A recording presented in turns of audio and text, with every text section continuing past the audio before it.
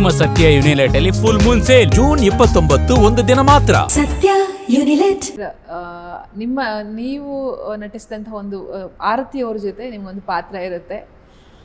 So ಅವತ್ತು ನಿಮ್ಮನ್ನು ನೋಡಿ ಅವರು ಮುಂದೆ ಬಂದಿರಲ್ಲ, ಆಮೇಲೆ ನಿಮ್ಮ ಪಾತ್ರ ನಿಮ್ಮ ನಟನೆ ನೋಡಿ ಕಣ್ಣೀರು ಹಾಕಿದ್ರು ಅನ್ನೋದು ಒಂದು ಸುದ್ದಿ ನಾನೆಲ್ಲ ಓದಿದ್ದೆ. ಈಗ ನೀವು ಹೆಸರು ಹೇಳ್ಬಿಟ್ಟಿರೋದ್ರಿಂದ ನಾನು ಪೂರ್ತಿ ಬಿಡಿಸಿ ಹೇಳೋದು ಅಷ್ಟು ಸೂಕ್ತ ಇರೋದಿಲ್ಲ.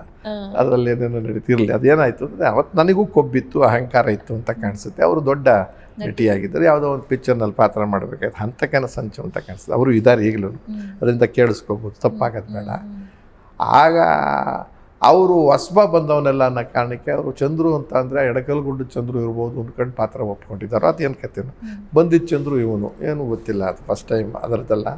ಅಂಥ ಟೈಮ್ನಲ್ಲಿ ಆಗ್ತಿರ್ಬೇಕಾದ್ರೆ ನಾನು ನಾಟಕದಿಂದ ಬಂದವನು ಮೈಮ್ನ ಸ್ಪೆಷಲಿಸ್ಟ್ ಆಗಿದ್ದೆ ಅಷ್ಟೊತ್ತಿಗೆ.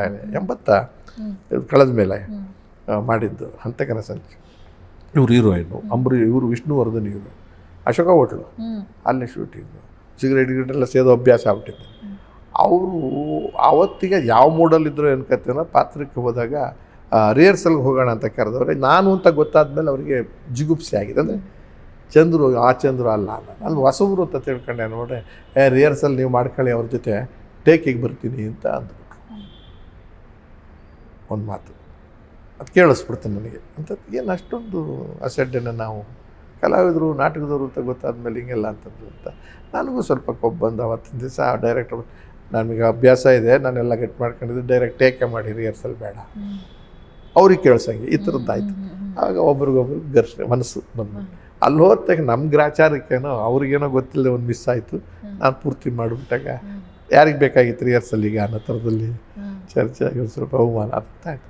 ಅವ್ರಿಗೆ ಬೇಜಾರಾಗಿ ಸಿಟ್ಟು ಮಾಡ್ಕೊಂಡು ಈ ಥರ ಮಾಡಿದ್ರಲ್ಲ ಅಂತ ಅನಿಸಿತ್ತು. ಆಗ ಹೋಗಿ ರೂಮಲ್ಲಿ ಕೂತ್ಕೊಂಡು ನಾನು ಹೇಳಿದೆ, ಇಷ್ಟು ಘರ್ಷಣೆ ಆದಮೇಲೆ ಮಾಡೋದು ನಾನು ಮಾಡಬೇಕಾಗಿತ್ತು ಟಿಟ್ ಫಾರ್ ಟ್ಯಾಟ್ ಅಂತ. ಆ ದೃಷ್ಟಿಯಿಂದ ಮಾಡಿಬಿಟ್ಟೆ, ನಂದು ತಪ್ಪಿದೆ. ಬಟ್ ಅವರು ಏನಾದ್ರು ದೊಡ್ಡವ್ರಿಗೆ ದುಡ್ಡು ಇರ್ಬೋದು ಬೇರೆ ಥರದಲ್ಲಿ, ಬಿಟ್ಬಿಡಿ, ನಾನು ಮಾಡಲ್ಲ ಪಾತ್ರ, ಯಾರ ಕೈಲನ್ನ ಮಾಡಿಸ್ಕೊಳ್ಳಿ, ಚಿಂತೆ ಇಲ್ಲ, ಅವ್ರಿಗೆ ನೋವಿರುತ್ತೆ. ಇದು ಚೆನ್ನಾಗೂ ಇರಲ್ಲ, ಲವರ್ ರೋಲ್ ಬೇರೆ, ಮಂಗಳೂರಿಗೆಲ್ಲ ಹೋಗಿ ಶೂಟಿಂಗ್ ಮಾಡ್ಬೇಕಿನ್ನ, ಬೇಡ ಮಾಡಿಸ್ಕೊಳ್ಳಿ ಅಂತ. ಆಮೇಲೆ ಅವ್ರು ಯಾಕೋ ಇಲ್ಲ ಕರೀರಿ ಅಂದಾಗ ನನಗೆ ಇನ್ನೂ ಭಯ ಆಯಿತು, ಬೈಯೋಕ್ಕೆ ಕರೀತಾರೆ. ಹೀರೋಯಿನ್ನು ದೊಡ್ಡ ಸರಿ ಹೋದೆ, ಎಲ್ಲ ಆಯಿತು. ಅವರು ಕೂತ್ಕೊಳ್ಳಿ ಅಂದರು, ಬಾಗಿಲು ಬೇರೆ ಹಾಕಿದ್ರು 1 to 1 ಹೇಳಿ, ಚಂದ್ರು ಸಾರಿ ಕ್ಷಮಿಸಿ, ನೀವು ದೊಡ್ಡ ಮೈಮ್ ಆರ್ಟಿಸ್ಟು, ಇದೆಲ್ಲ ಗೊತ್ತೇ ಇರಲಿಲ್ಲ, ಹಿಂಗೆ ನಾವು ಮಿಸ್ಟೇಕ್ ಆಯಿತು, ಯಾಕೆ ಹೋಗ್ತೀನಿ ಬೇಡ ಅಂದ್ರಂತೆ. ಐ ರಿಯಲೈಸ್ ಇದೆ, ಪ್ಲೀಸ್ ಕೂತ್ಕೊಳ್ಳಿ, ಪಾತ್ರ ಮಾಡೋಣ ಅಂತ ಸಮಾಧಾನ ಮಾಡಿ ಕರ್ಕೊಂಡು ತಿರ್ಗಿ ಪಾತ್ರ ಮಾಡಿ ಕಾರ್ ಹೇಳ್ಕೊಡೋಕ್ಕೂ ಅವರೇನೆ ನನ್ನ ಡ್ರೈವಿಂಗು ಎಲ್ಲ ಕಲಿಸಿದ್ರು ಮಣಿಪಾಲಲ್ಲಿ. ಇದು ಇಷ್ಟು ನಡೀತು. ಇಲ್ಲಿ ಯಾರು ತಪ್ಪು ಏನು ಅನ್ನೋದಕ್ಕಿಂತ ಆ ಸಂದರ್ಭದಲ್ಲಿ ಏನಾಗಿತ್ತು, ಪ್ರೆಸ್ಟೀಜ್, ಸ್ವಾಭಿಮಾನದ ಆ ಪ್ರಶ್ನೆ ಬಂತು.